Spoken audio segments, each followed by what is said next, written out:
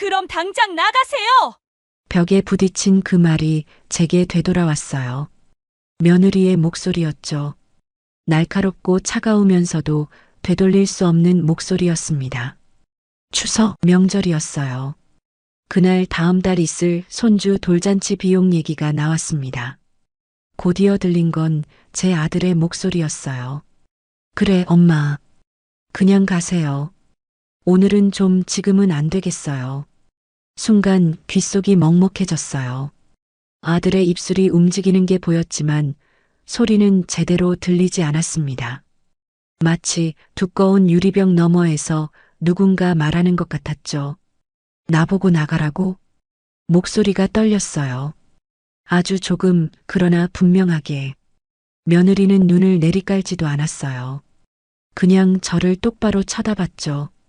그 눈빛에는 어떤 미안함도 없었습니다. 오히려 귀찮다는 표정이었어요. 죄송하지만 어머니, 제 어머니도 계시고 지금 이런 얘기 나누기엔 분위기가 좀 그러네요. 부드러운 말투였어요. 공손한 말투였고 높임말도 제대로 썼죠. 하지만 그 부드러움이 오히려 칼끝보다 차가웠습니다. 죄송하지만 뒤에 진짜 미안함은 없었어요. 아들이 덧붙였어요. 엄마가 그 말은 안 하셨어야죠. 체면도 있고 우리가 지금 얼마나 신경 쓰고 있는데요. 가슴 한가운데가 무너졌어요. 제가 낳아서 키운 그 얼굴을 봤습니다. 밤새 열날 때 등을 토닥여주던 그 아이를, 대학 등록금 마련하려고 새벽 청소일 나가던 그때 그 아이를 위해 살았던 제 젊은 날들을 떠올렸어요. 그런데 지금 그 아들이 절 내쫓고 있었습니다. 내가 뭘 그렇게 잘못했니? 돈이 없다고 한마디 한 게 그렇게 창피한 일이야? 며느리가 바로 대답했어요. 예. 이런 자리에서 그런 말은 안 하셔야죠. 우리 부모님들이 들으시면 어떻게 생각하시겠어요? 거실 소파 쪽을 돌아봤어요. 사돈이 앉아 계셨죠. 단정한 옷차림에 깔끔하게 손질한 머리, 그리고 미소 같지도 않은 미소를 띤 얼굴이었어요. 그분은 저를 보고 계셨습니다. 눈빛이 차가웠죠. 동정도 아니고 무시도 아닌 그저 역시 그렇군 하는 표정이었어요. 내가 왜 그분 눈치를 봐야 하니? 며느리가 짧게 숨을 내쉬었어요. 그 한숨 소리가 또렷하게 들렸습니다. 이제 시대가 달라졌어요, 어머니. 부모도 자기 몫은 내야죠. 그게 요즘 방식이에요. 요즘 방식? 그 말이 제 귀에 꽂혔어요. 저 같은 사람은 옛날 방식이란 말이었죠. 쓸모없고 구시대적이고 이해 못하는 늙은이라는 뜻이었습니다. 아들이 말했어요. 그래, 엄마. 며느리 말이 맞아. 이런 걸로 불편하게 만들지 말고 그냥 나가세요. 그 말은 며느리의 칼날 뒤에 박힌 쇠망치 같았어요. 제 안에서 뭔가가 무너지는 소리가 들렸죠. 손에 든 냄비가 기울었어요. 미역국 국물이 냄비 가장자리로 출렁거렸습니다. 조금만 더 기울면 쏟아질 것 같았죠. 눈앞에서 아들의 입술이 계속 움직이는데 무슨 말인지는 들리지 않았어요. 나가세요. 그 말만 계속 울렸습니다. 식탁을 바라봤어요. 그 위엔 제가 직접 만든 송편과 나물, 그리고 돌잔치 얘기 자료들이 섞여 있었죠. 호텔 팸플릿이었어요. 화려한 사진들이 인쇄된 종이였습니다. 냄비를 식탁에 내려놨어요. 쿵 소리가 났죠. 생각보다 큰 소리였어요. 며느리가 인상을 찌푸렸습니다. 그래, 나간다. 대신 내 손으로 만든 건 두고 간다. 내 정성까지 버리진 말거라. 며느리가 눈을 치켜떴어요. 그럴 필요 없어요. 그냥 갖다 버리세요. 제가 새벽부터 만든 음식을 그냥 버리라고 했습니다. 아들은 아무 말도 하지 않았어요. 고개를 돌린 채 창밖만 바라보고 있었죠. 문 쪽으로 걸어갔어요. 사돈이 어색하게 일어나 말했습니다. 아이고, 이럴 줄이야 추석인데 이런 불상사가. 현관 앞에서 신발을 신었어요. 손이 떨려서 신발끈이 제대로 잡히지 않았습니다. 한참을 만지작거리다가 그냥 끈을 풀어진 채로 뒀죠. 그때 며느리의 목소리가 다시 들렸어요. 이제 애 안 봐주셔도 돼요. 저희가 알아서 키울 테니까요. 뒤통수를 맞은 것 같았어요. 돌아서서 그들을 바라봤습니다. 며느리는 팔짱을 낀 채 서 있었고 아들은 여전히 고개를 돌린 채였어요. 그래, 내가 애를 키워라. 대신 나한텐 그 애가 이제 손주가 아니다. 정적이 흘렀어요. 사돈은 숨을 죽였고 며느리의 얼굴에서 혈색이 빠졌습니다. 아들의 얼굴도 새하얗게 질렸죠. 아들이 엄마하고 부르려 했지만 저는 문을 열어젖혔어요. 너희가 나가라 했지. 그래, 나가마. 근데 기억해라. 나를 내쫓은 건 며느리가 아니라 너다. 문을 닫았어요. 쾅! 문이 닫히는 소리가 울렸죠. 복도에 메아리 쳤습니다. 복도에 서 있었어요. 형광등 불빛이 하얗게 내려앉아 있었죠. 엘리베이터 버튼을 눌렀습니다. 손끝이 차갑게 식어 있었어요. 빨간 불이 켜지고 아래쪽 화살표가 깜빡거렸어요. 엘리베이터가 올라오는 기계음이 웅웅거렸습니다. 등 뒤로 아들네 집 현관문이 보였어요. 문 너머에서 소리가 들렸습니다. 사돈의 낮은 한숨. 괜히 그러셨다는 말. 그리고 아들의 목소리. 괜히 흥분했다고 했죠. 며느리가 대답했어요. 그럼 어떻게 했어야 하냐고. 그 셋의 목소리가 뒤섞였어요. 저는 그 소리를 끝까지 들었습니다. 그게 제가 이 집에서 듣는 마지막 가족의 합창 같았어요. 딩동.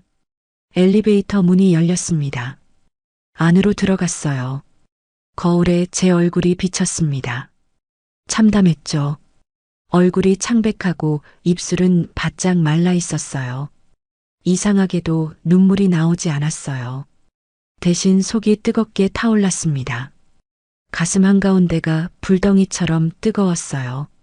층수가 내려갈수록 오늘 싸움이 어디서 시작됐는지 그 장면이 되살아났습니다. 사건은 돌잔치 얘기에서 시작됐죠. 명절 음식이 식기도 전에 며느리가 그 얘기를 꺼냈어요. 요즘은 호텔에서 하는 게 기본이래요. 사돈분들이랑 상의했는데 반반으로 하면 깔끔하다고 했습니다. 사돈이 맞장구 쳤어요. 첫 손주인데 체면도 세워야 한다고요. 체면. 그 말이 나왔을 때 저는 송편 하나를 손으로 집었어요. 말을 꺼내려다 말았죠. 며느리가 테이블에 팸플릿을 펼쳤어요. 샹들리에 꽃장식, 넓은 홀, 뷔페 음식들. 이 정도 패키지면 괜찮을 것 같다고 했어요. 인당 5만 원 정도라고요.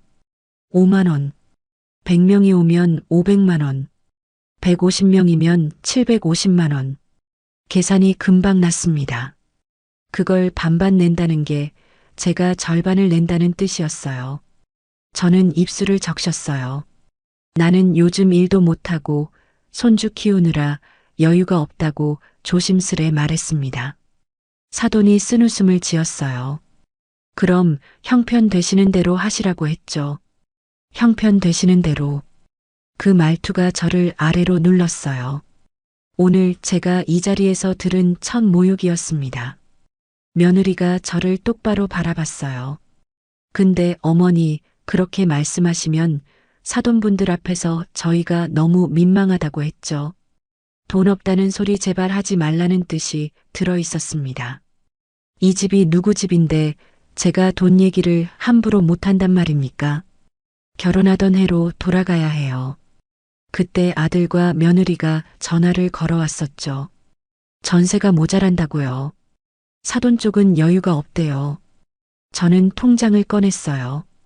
제 노후 자금이 들어있는 통장. 평생 모은 돈이었습니다. 내가 해줄게 그렇게 말했죠. 며느리가 먼저 고개를 끄덕이며 눈을 반짝였어요. 어머니 정말이냐고 저희 너무 감사하다고요. 그때의 그 표정이 아직도 눈에 선합니다. 환하게 웃던 얼굴, 고마워하는 눈빛. 그런데 그게 진짜였을까요? 진심이었을까요? 엘베로 돌아와 1층이었습니다. 로비로 나왔어요. 찬 공기가 밀려들었죠. 자동문이 열리면서 바깥 바람이 들어왔습니다. 손에는 아직 반찬 봉투가 들려 있었어요. 아침에 싸운 것이었습니다. 내가 왜 이런 취급을 받는 거지? 집도 해줬어요. 애도 키웠고요. 매달 생활비도 보탰습니다. 손주 기저귀 갈고 분유 먹이고 밤새 재웠죠. 그런데도 저는 손님처럼 불려와서 체면을 깎이고 쫓겨났습니다. 눈물이 날 줄 알았는데 나오지 않았어요. 대신 속이 싸하게 비어갔습니다. 아파트 단지를 빠져나왔어요. 정류장이 보였죠. 버스를 기다리는 사람들 줄 끝에 섰습니다. 손에 든 봉투가 무거웠어요. 그제야 깨달았습니다. 이건 단 하루의 싸움이 아니라 오래전부터 조금씩 무너져 온 결과였다는 걸요. 봉투를 꽉 쥐었어요. 그래, 알겠다. 그 말이 속으로 흘러나왔습니다. 버스가 왔어요. 안으로 들어가 창가 자리에 앉았습니다. 창밖으로 아파트 단지가 멀어졌어요. 403호가 있는 동이 점점 작아졌습니다. 그 불빛을 보며 조용히 중얼거렸어요. 이제 끝이다. 하지만 그건 끝이 아니었어요. 시작이었죠. 밤새 잠을 못 잤어요. 눈을 감으면 현관문 닫히는 소리 대신 다른 소리가 들렸거든요. 새벽 3시 일어나서 부엌으로 갔어요. 물을 한 잔 따라 마셨습니다. 창밖엔 아파트 불빛들이 여기저기 켜져 있었어요. 그날 상견례 자리가 떠올랐습니다. 이 결혼 꼭 해야겠어? 그날 상견례 자리, 화장실 가는 길목에서 들었던 사돈의 목소리였습니다. 자꾸만 그 기억이 돌아왔어요. 식당은 번쩍거렸어요. 긴 테이블, 반짝이는 와인잔, 하얀 테이블보. 저는 며칠을 아껴 산 검은 정장을 입고 앉았습니다. 백화점에서 샀어요. 세일 기간이었지만 그래도 비쌌죠. 아들 상견례인데 이 정도는 해야지, 그렇게 생각했습니다. 막상 식당에 도착하니 사돈은 더 좋은 옷을 입고 계셨어요. 브랜드가 달랐죠. 재질도 핏도 달랐습니다. 사돈 어머니는 교사 출신이었어요. 아들이 미리 말해줬거든요. 사돈 어머니가 선생님이셨대. 그러니까 좀 조심하래요. 식당에 들어서자 사돈이 자리에서 일어났습니다. 어머님 오셨다고 여기 앉으라고 했죠. 말투는 조용했어요. 그런데 그 조용함 속에 뭔가 단단한 게 있었습니다. 말마다 선이 있었죠. 부드러운데 넘을 수 없는 선이었어요. 우리 남편이랑 저는 교육 쪽 일만 해서 이런 자리가 익숙하진 않아요. 교육 쪽 일? 그러니까 선생님이란 뜻이었죠. 저는 무슨 일을 했습니까? 공장에서 일했어요. 며느리 될 아이가 고개를 끄덕였어요. 긴 생머리에 하얀 피부, 그리고 단정한 미소를 띤 얼굴. 예뻤어요. 사돈이 저를 향해 물었습니다. 어머님은 무슨 일 하시냐고요? 잠시 망설였어요. 포크를 내려놓았죠.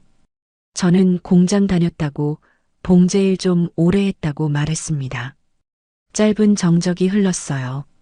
1초, 2초. 그 짧은 시간이 무척 길게 느껴졌습니다. 그분은 웃었어요.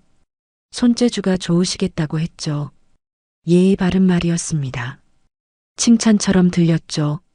하지만 그 미소 아래엔 얇은 유리 같은 게 깔려 있었어요. 아, 이쪽은 이런 분이구나. 그게 눈빛으로 느껴졌습니다.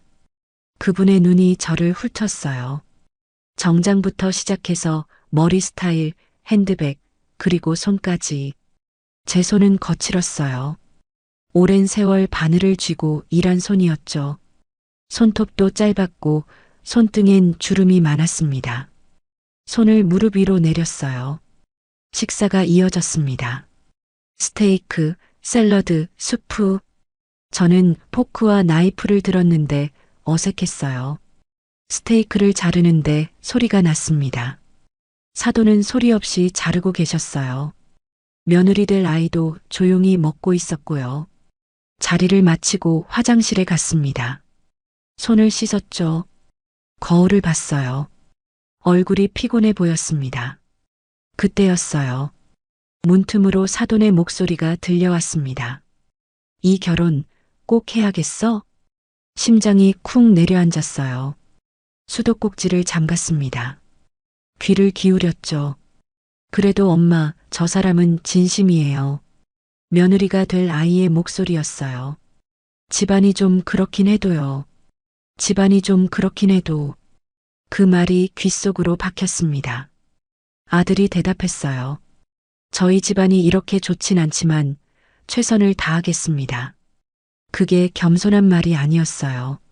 사과처럼 들렸죠. 우리 집안이 죄송합니다. 그런 뜻으로 들렸습니다. 손끝이 얼어붙는 걸 느꼈어요. 물기가 손등에 남아 있었죠. 차가웠습니다.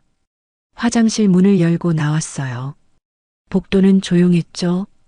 사돈과 며느리 될 아이가 저쪽 끝에 서 있었습니다. 저를 보자 대화를 멈췄어요. 며느리 될 아이가 미소 지었습니다. 어머니 다녀오셨냐고 물었죠. 응 하고 짧게 대답했어요. 그리고 다시 자리로 돌아갔습니다. 아들이 물었어요. 엄마 괜찮냐고요? 괜찮다고 했습니다. 괜찮지 않았어요. 하지만 그렇게 말할 수밖에 없었죠. 그날 밤 집으로 돌아오는 길, 버스 안에서 아들이 말했어요. 사돈 어머니 괜찮으시냐고요?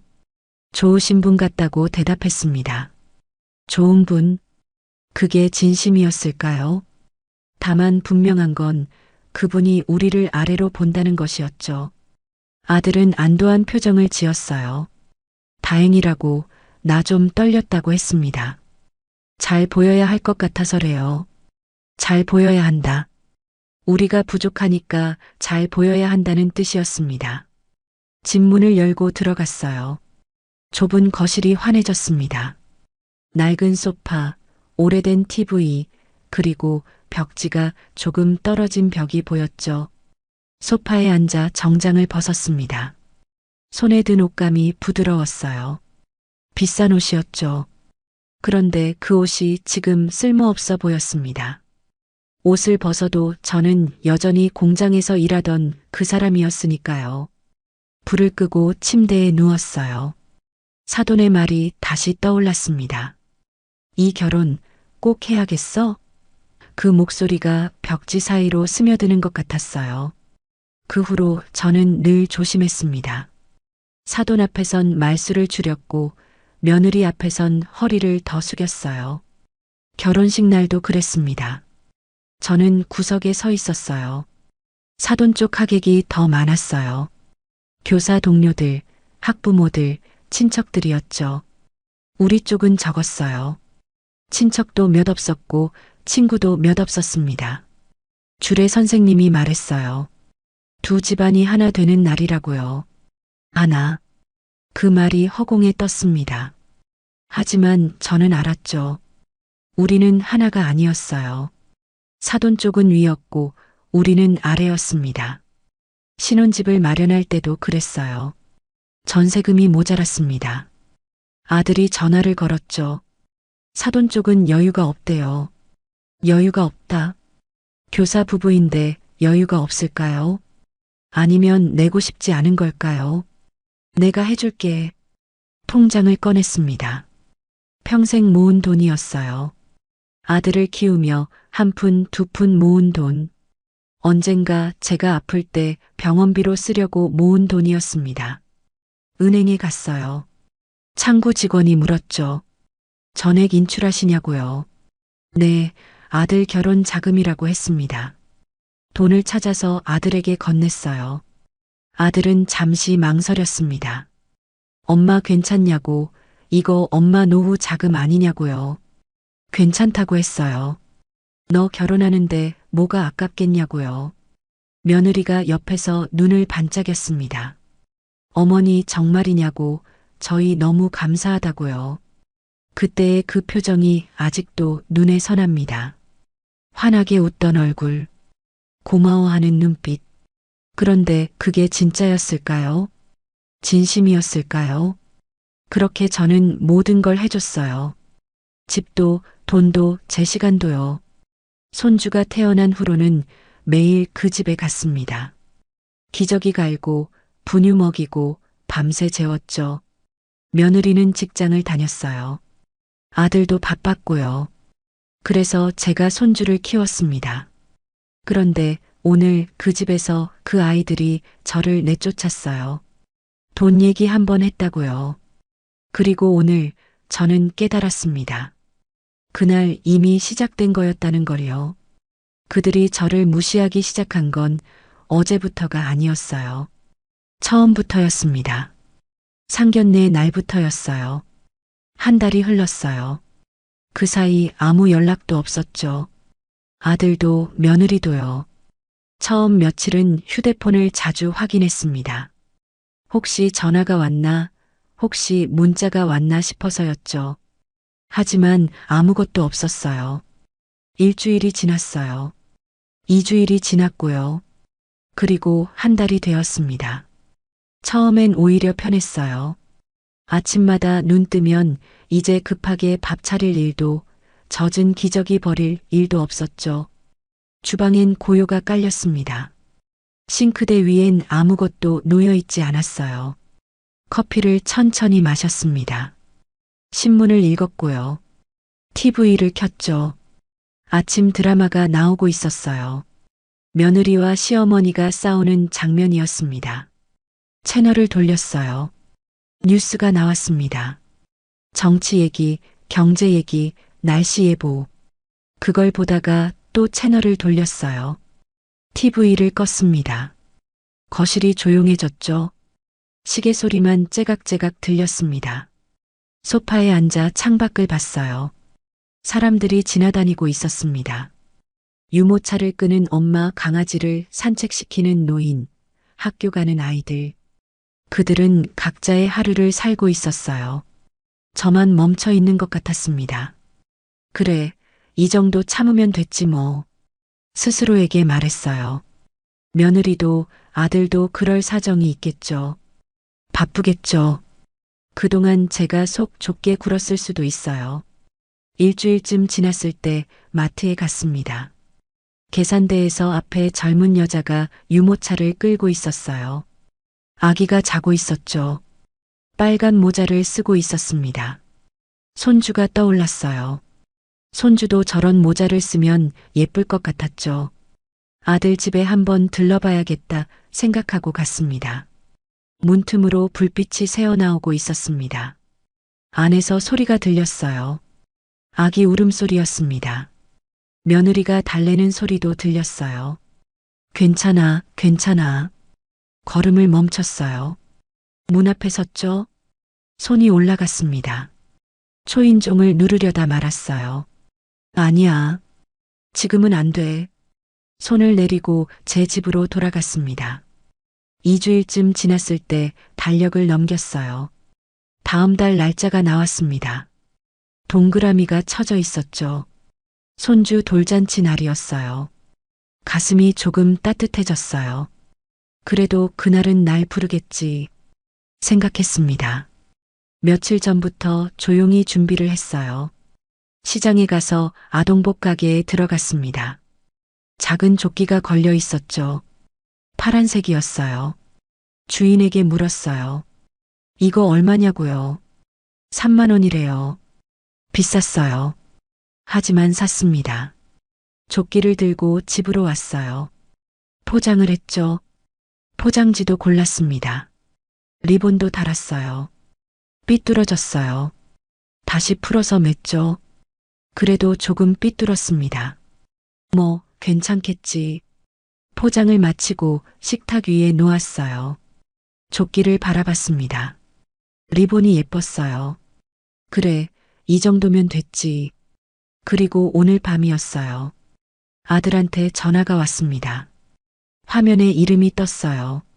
한 달 만이었죠. 전화를 받았어요. 그래, 아들아. 웃으며 말했습니다. 다음 주 돌잔치 준비 잘 돼가냐고 물었어요. 잠깐 정적이 흘렀어요. 아들의 숨소리가 이상하게 들렸습니다. 무겁고 망설이는 숨소리였어요. 엄마, 그게요. 목소리가 낮았어요. 이번에 그냥 안 오시는 게 좋을 것 같대요. 뭐라고요? 뭐라고 했어, 지금? 그게 며느리가 좀 그래요. 사돈분들도 오시고 엄마 오시면 분위기 좀 어색할 것 같대요. 어색해? 내가 왜 어색해? 내가 손주 할머니인데 내가 왜 어색해? 아들이 한숨을 쉬었어요. 엄마, 제발 좀 이해 좀 해요. 이해. 그 말이 또 나왔습니다. 이게 다 애를 위해서래요. 그날 와서 또 싸움 나면 어떡하냐고요. 싸움? 내가 싸움하러 가냐? 엄마 성격 안다잖아요. 제 성격이 문제라는 뜻이었습니다. 그냥 조용히 넘어가자고요. 다음에 따로 본대요. 다음에 언제나 오지 않는 그 다음. 순간 귀가 먹먹했어요.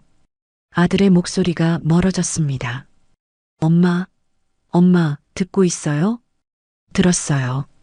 다 들었죠. 그래. 안 간다. 됐냐? 엄마요.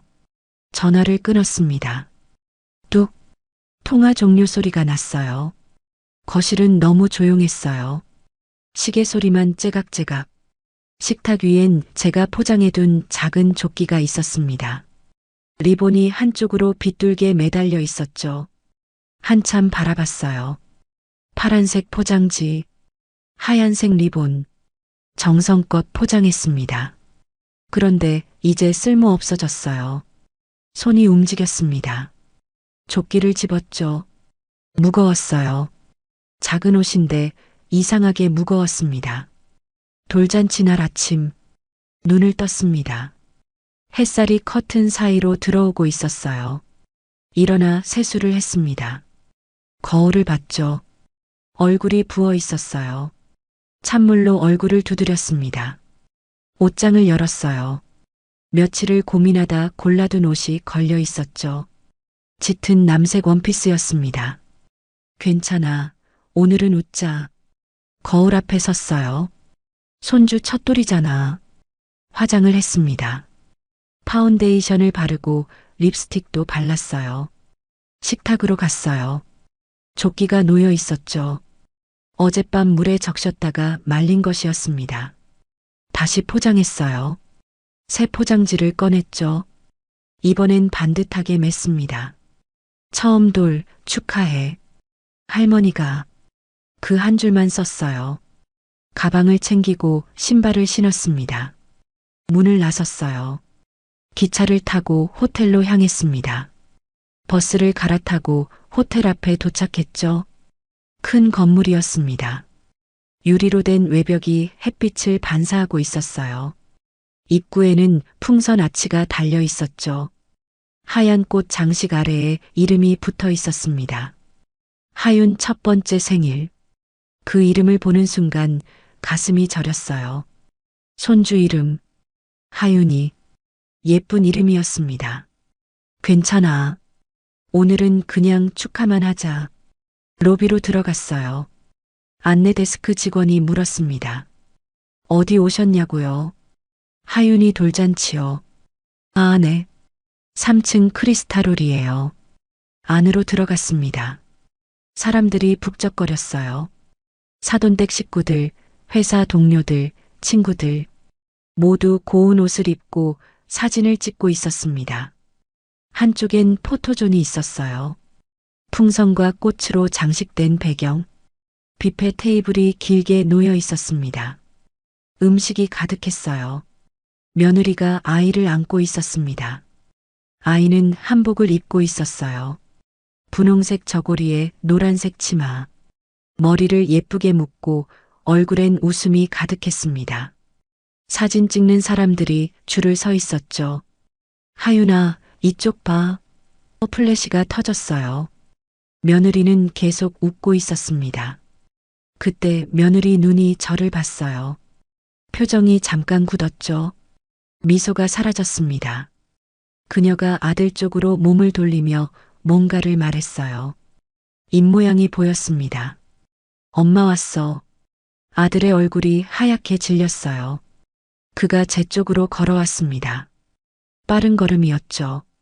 엄마, 여기 왜 왔어요? 목소리가 낮고 단단했어요. 왜 오긴, 손주 돌잔치라서 왔지. 엄마, 나 분명 말했잖아요. 오늘은 오지 말라고. 그래도 와야지. 손주 돌인데. 아들의 눈빛이 차가워졌습니다. 엄마, 제발 오늘만은 좀. 뭐가 문제니? 내가 뭘 잘못했니? 사람들의 시선이 쏠렸어요. 몇몇이 우리를 쳐다보기 시작했습니다. 속삭이는 소리가 들렸어요. 내가 초대 안 받아도 손주는 내 피야. 그럼 안 와야 하냐? 엄마요. 그때 며느리가 다가왔습니다. 아이를 아는 채였죠. 여기가 어디라고 오세요? 목소리가 높았어요. 주변이 조금씩 조용해졌습니다. 지금 사람들 다 보고 있는데요.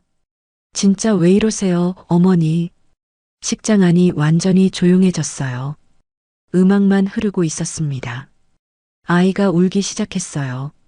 며느리가 아이를 흔들었죠. 괜찮아, 괜찮아. 하지만 아이는 계속 울었습니다. 천천히 입을 열었어요. 그래, 내가 여기로 오면 안 되는 사람이었구나.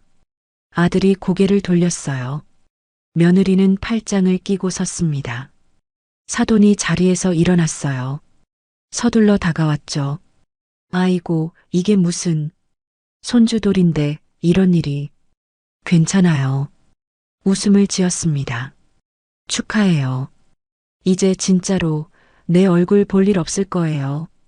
돌아섰어요. 뒤에서 누가 뭐라고 했는지 기억나지 않습니다. 그냥 목소리들이 뒤섞였어요. 손에 쥔 조끼 봉투가 구겨졌습니다. 리본이 찢어졌죠. 그걸 꼭 쥔 채로 문을 향해 걸었어요. 뒤에서 며느리 목소리가 들렸습니다. 정말 너무하시네요. 멈췄어요. 돌아보지는 않았습니다. 이렇게까지 하실 거예요? 손주 돌잔치를 망치시게? 망친다. 제가 이 자리를 망친다는 뜻이었습니다.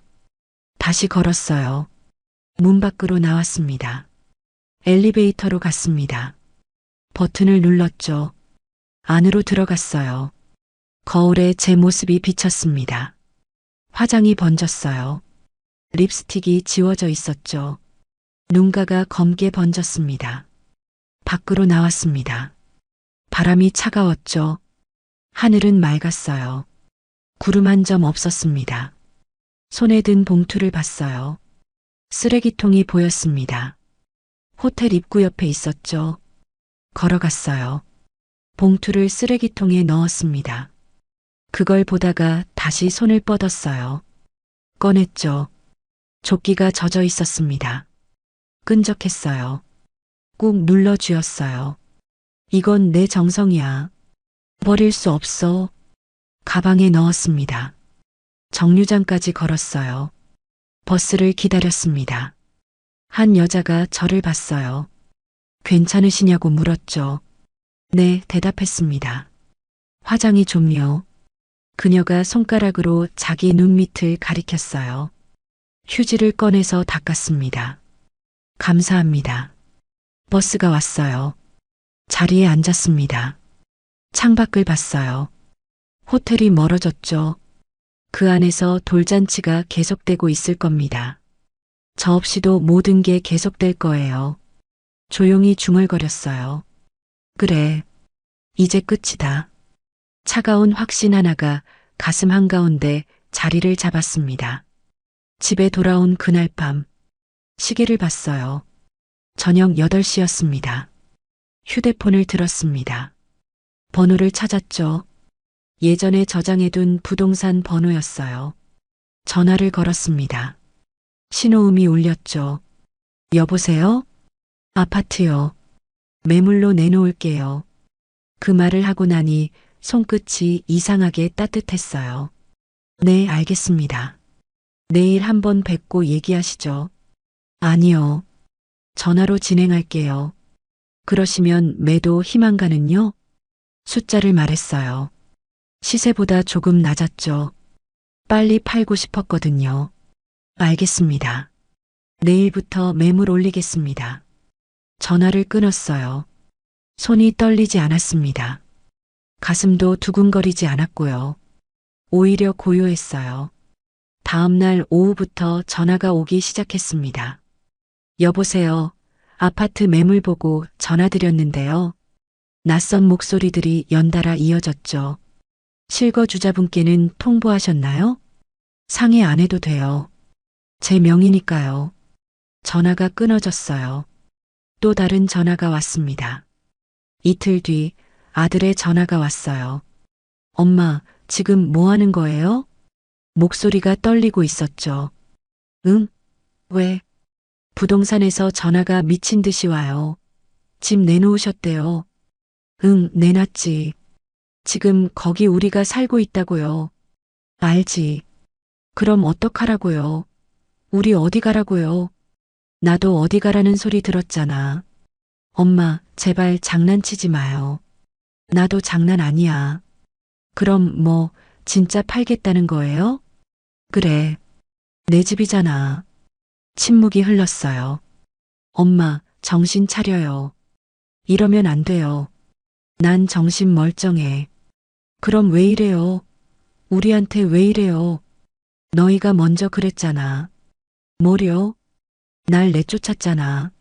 손주 돌잔치에도 못 오게 했잖아. 그건요. 그건 며느리가요. 며느리 탓이었어요. 늘 그랬죠. 너도 같이 말했어. 나가라고. 그때 상황이요. 상황은 무슨. 넌 날 내쫓았어. 그게 다야. 전화를 끊었습니다. 며칠 뒤엔 며느리가 전화를 걸었어요. 저녁 9시쯤이었죠. 어머니, 지금 부동산에서 계속 찾아와요. 그래요? 현관문에도 쪽지 붙이고 전화도 끊이질 않아요. 그럼 받지 마세요. 받지 말라고요? 이게 지금 그런 상황이에요? 애 있는데 손님들 다 보고 갔어요. 사돈도 알았어요. 그럼 조심해서 살면 되지요. 진짜 왜 이러세요? 너희가 먼저 나가라 했잖아. 그래서 내가 나가는 대신 너희를 내보내는 중이야. 그녀가 무언가 욕을 내뱉었어요. 정확히 들리지 않았지만 욕인 건 분명했습니다. 전화를 끊었어요. 며칠 후 경찰이 왔습니다. 초인종이 울렸죠. 문을 열었어요. 여기 김은자님 댁 맞습니까? 네. 가정 문제로 신고가 들어왔습니다. 들어오세요. 경찰이 거실에 앉았습니다. 한 명이 수첩을 꺼냈어요. 아드님께서 신고하셨는데요. 동의 없이 집을 매물로 내놓으셨다고요. 네, 맞아요. 아드님 가족이 현재 그 집에 거주 중이시죠? 네. 그럼 사전에 협의는 하셨나요? 아니요. 그런데 왜요? 제 명의예요. 제 집이니까요. 서류를 꺼냈어요. 등기부등본이었죠. 미리 떼어놓은 것이었습니다. 등기상 명의가 어머님으로 되어 있네요. 네. 그렇다면 법적으로는 문제가 없습니다만요. 그럼 됐네요. 하지만 가족 간 문제니까 대화로 풀어보시는 게요. 대화는 이미 끝났어요. 어머님요. 집은 제 거예요. 팔 권리도 제게 있어요. 그게 다예요. 경찰은 더 할 말이 없는 듯 했어요. 일어났습니다. 가족 간에 잘 해결되시길 바랍니다. 감사합니다. 문을 닫았어요. 소파에 앉았습니다. 가슴이 두근거리지 않았어요. 오히려 평온했습니다. 그날 밤 아들이 제게 마지막으로 전화를 걸었어요. 밤 11시였죠. 엄마, 진짜 이럴 거예요? 목소리가 지쳐 있었어요. 분노보다는 절망에 가까웠습니다. 집 팔지 마요. 제발. 싫다. 그럼 우리 어디 가라고요? 그건 내가 알 바 아니지. 엄마, 돈이 급한 거면 말해요. 우리가 갚을게요. 갚는다. 이제 와서 갚는다고 했어요. 돈 때문이 아니야. 그럼 뭐 때문인데요? 너희가 나한테 했던 말 때문이지. 전화기 너머로 작은 흐느낌 같은 소리가 들렸어요. 엄마, 우린 정말 몰랐어요. 그때 엄마가 그렇게 상처받을 줄이요. 이제 와서 그런 소리 하지 마. 진짜 미안해요. 우리 잘못했어요. 미안하면 다야? 내가 받은 상처는? 엄마요. 너희 돌잔치 날 나 쫓아낸 거 기억나? 그건요. 사람들 앞에서 망신당한 거 기억나? 엄마, 그때는요. 됐어. 이제 듣기 싫어. 엄마, 제발. 한 번만요. 한 번은 이미 줬어. 여러 번 줬어. 근데 너희가 뭘 했어? 대답이 없었어요.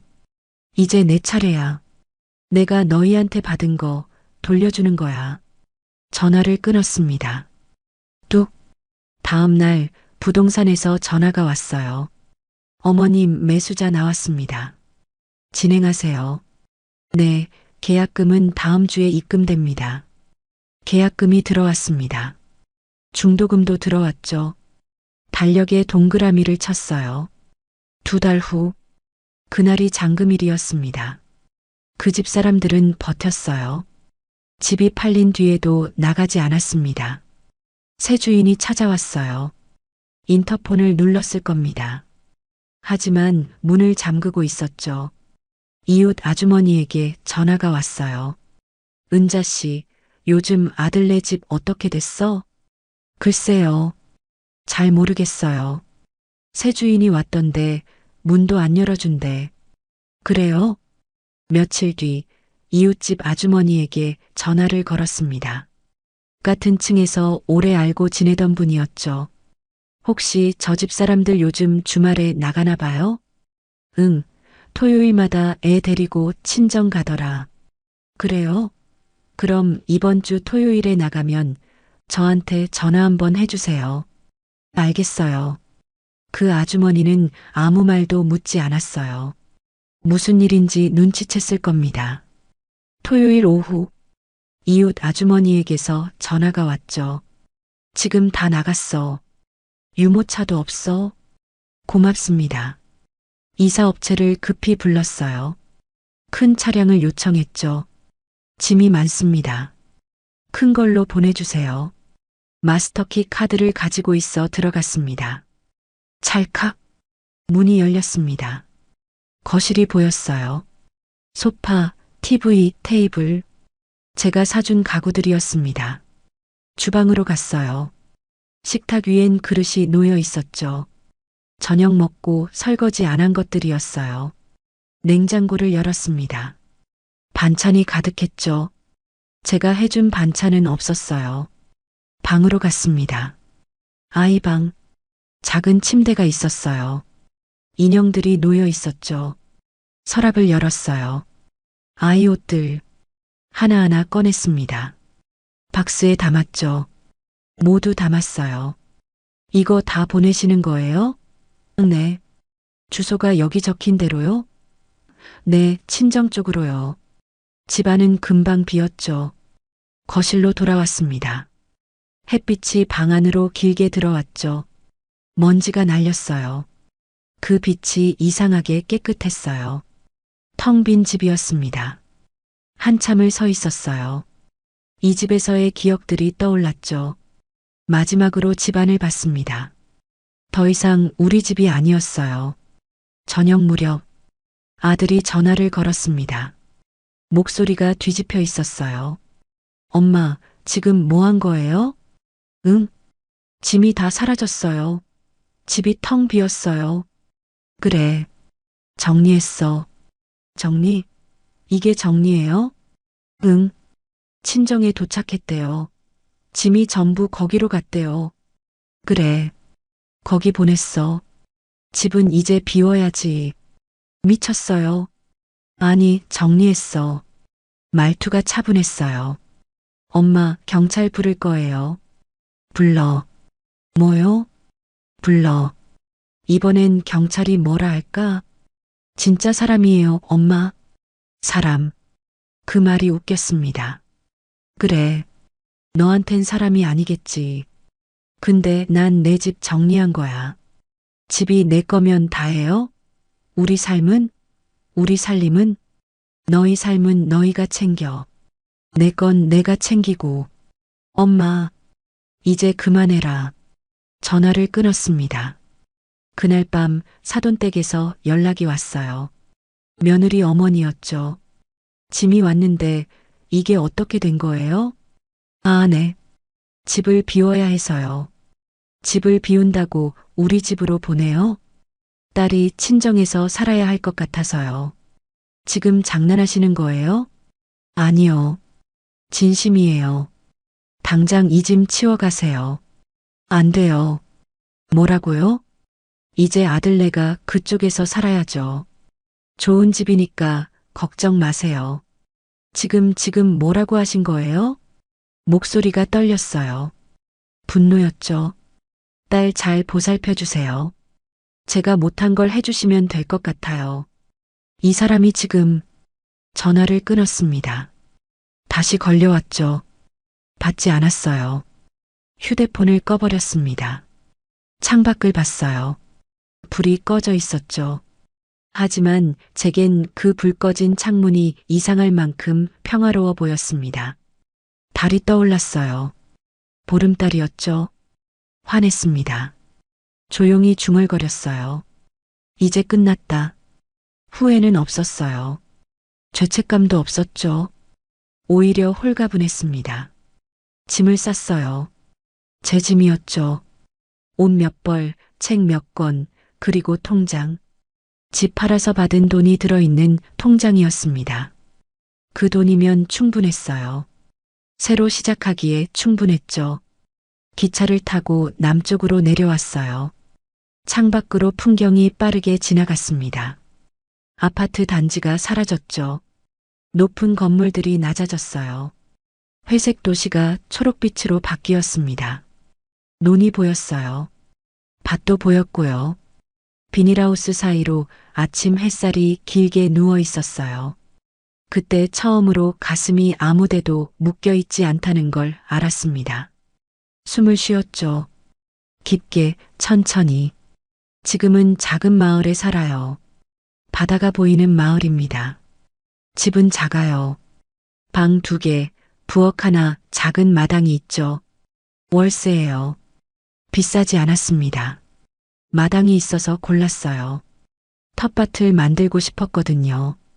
이사 온 다음 날부터 땅을 일궜습니다. 삽을 들었죠. 흙을 팠어요. 돌을 골라냈고요. 땀이 났습니다. 등이 아팠죠.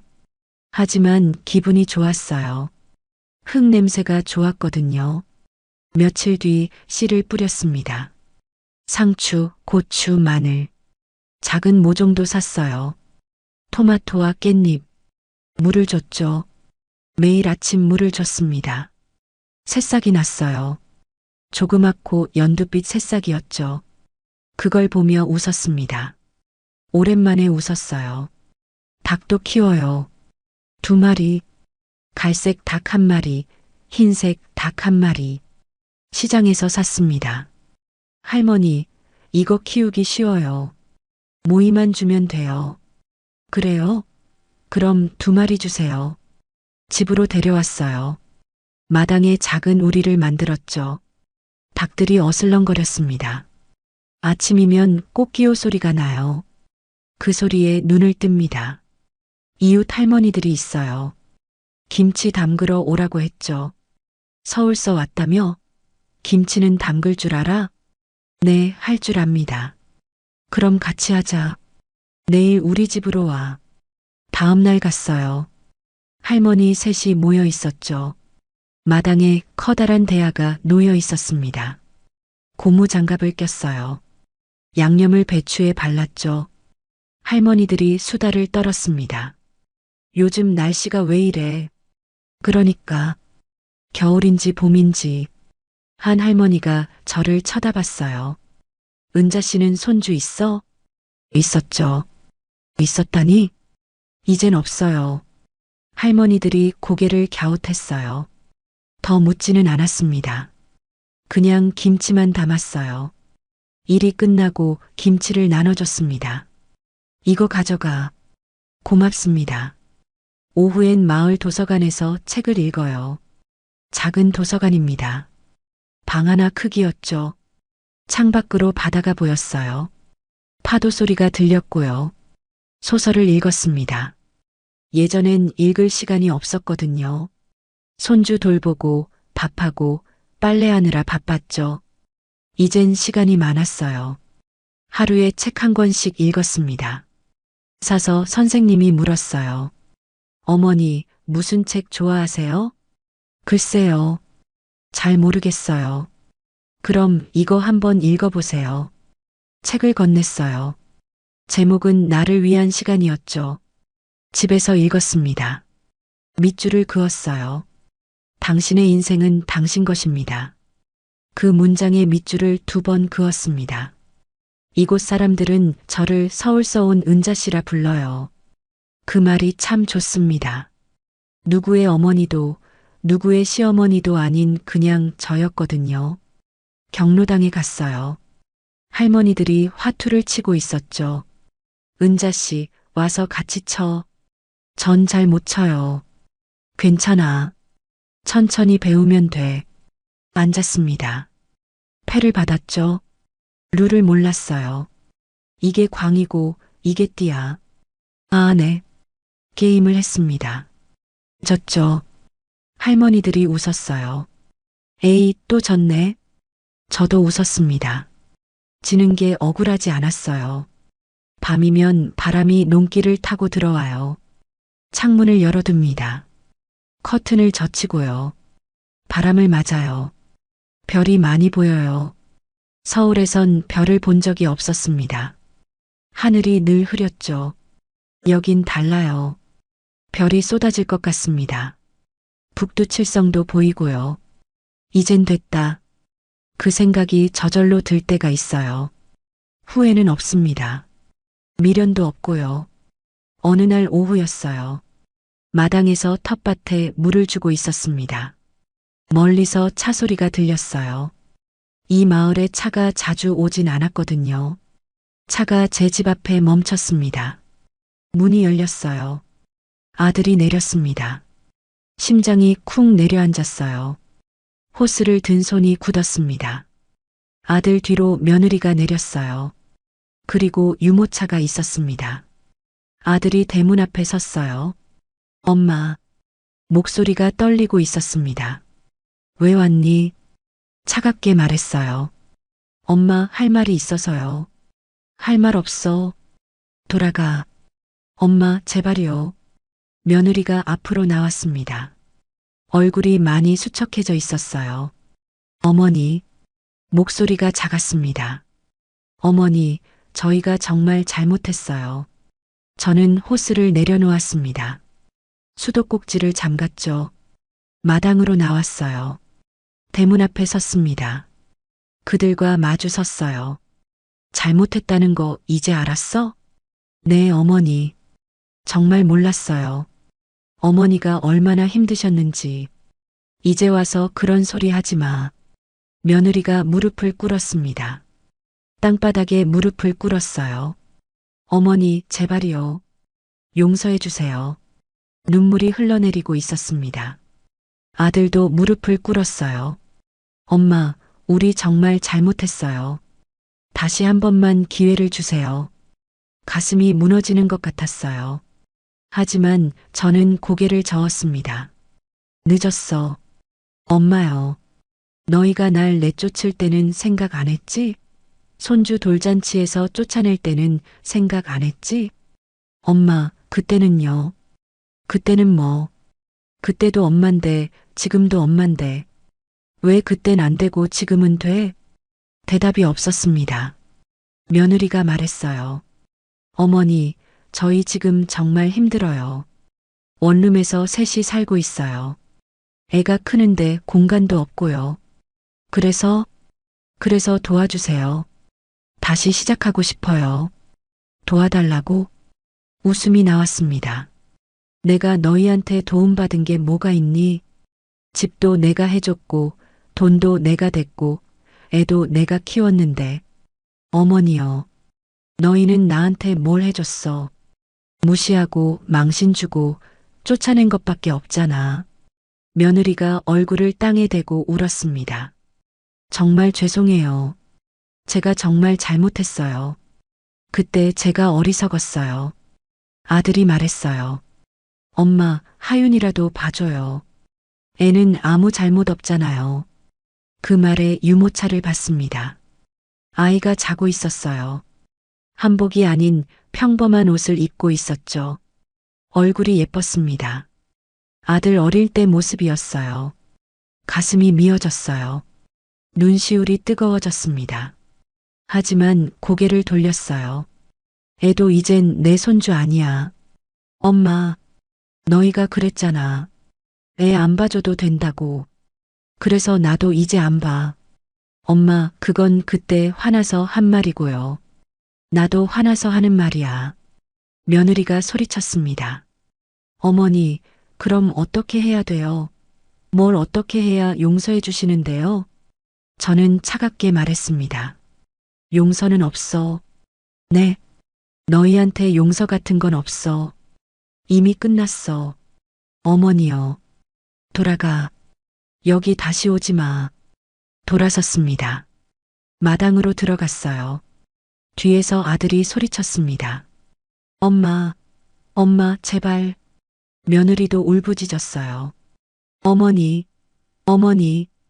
아이가 울기 시작했습니다. 그 울음소리가 제 등을 후려쳤어요. 하지만 멈추지 않았습니다.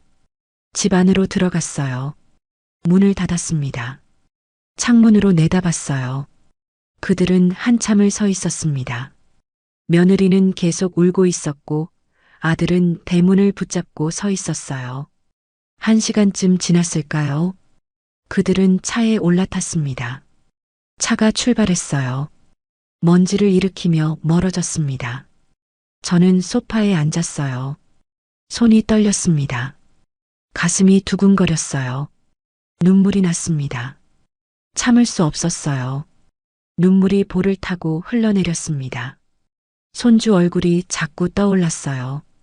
그 예쁜 얼굴. 자고 있던 그 모습. 백엔리지 축축해졌어요. 울음소리를 참았습니다. 소리 없이 가만히 울었어요. 그날 밤 잠을 이룰 수 없었습니다. 내가 너무 심했나? 그 생각이 들었어요. 하지만 곧 고개를 저었죠. 아니었어요. 심한 건 그들이었습니다. 저를 먼저 내쫓은 건 그들이었고요. 그런데도 가슴이 아팠어요. 새벽이 되어서야 잠이 들었습니다. 다음 날 아침, 눈을 떴어요. 햇살이 창문으로 들어왔습니다. 일어나 세수를 했어요. 거울을 봤죠. 눈이 퉁퉁 부어 있었습니다. 부엌으로 갔어요. 커피를 끓였습니다. 마당이 보였어요. 텃밭에 상추가 싱싱했습니다. 고추도 빨갛게 익어가고 있었어요. 닭들이 모이를 쪼고 있었습니다. 평화로웠어요. 하지만 마음 한편이 무거웠습니다. 더 이상 편지가 오지 않았어요. 문자도 오지 않았고요. 정적이 흘렀습니다. 어느 날 저녁, 경로당에서 할머니들과 화투를 치고 있었어요. 한 할머니가 물었습니다. 은자 씨, 아들한테서 연락 왔어? 아니요. 그래도 괜찮아? 네. 후회 안 해? 저는 잠시 패를 내려놓았어요. 후회요? 응. 그래도 자식인데. 후회는 안 해요. 진짜? 네. 제가 선택한 거니까요. 할머니가 고개를 끄덕였습니다. 그래, 내 인생이지. 게임을 계속했어요. 졌습니다. 할머니들이 웃었어요. 저도 웃었습니다. 집으로 돌아오는 길, 별이 쏟아질 것 같았어요. 밤하늘이 참 맑았습니다. 집에 도착했어요. 불을 켰습니다. 소파에 앉아 창밖을 봤어요. 텃밭이 보였습니다. 어둠 속에서도 그 윤곽이 보였어요. 내일 아침이면 또 물을 주러 나갈 겁니다. 씨를 뿌리고 물을 주고 거두는 일. 그게 제 하루였어요. 그게 제 인생이었습니다. 손주 얼굴이 떠올랐어요. 아프지 않다면 거짓말이겠죠. 하지만 후회는 없었어요. 이게 제가 선택한 길이었으니까요. 창밖을 봤습니다. 별이 떠오르고 있었어요. 북두칠성이 보였습니다. 밝게 빛나고 있었어요. 저는 조용히 중얼거렸습니다. 그래, 이게 인생이지. 심은 대로 거두는 거, 받은 만큼 주는 거, 미워도 아파도 그래도 계속 사는 거. 그게 인생이야. 눈을 감았습니다. 내일도 해가 뜰 겁니다. 내일도 별이 뜰 거예요. 그리고 저는 여기서 제 밭을 가꾸며 살아갈 겁니다. 혼자서, 하지만 평온하게.